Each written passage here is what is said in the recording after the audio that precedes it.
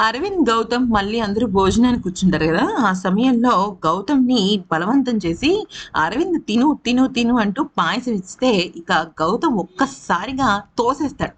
తోసేయంగానే మొత్తం పాయసం అంతా అరవింద్ మీద పడిపోతుంది.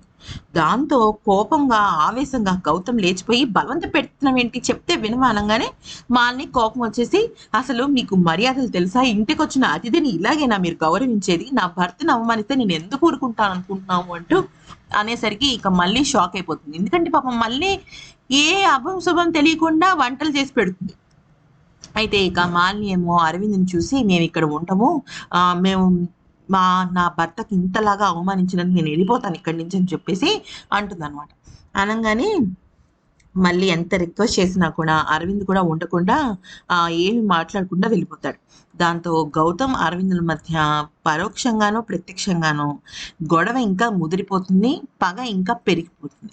ఇక ఆ తర్వాత వా మాలిని అలాగే అరవింద్ ఇద్దరు కూడా ఇంటికెళ్ళిన తర్వాత కూడా ఎందుకు అరవింద్ అసలు వాళ్ళు పిలవని దానికి నువ్వెందుకు భోజనానికి వెళ్ళావు అని ప్రశ్నిస్తుంది.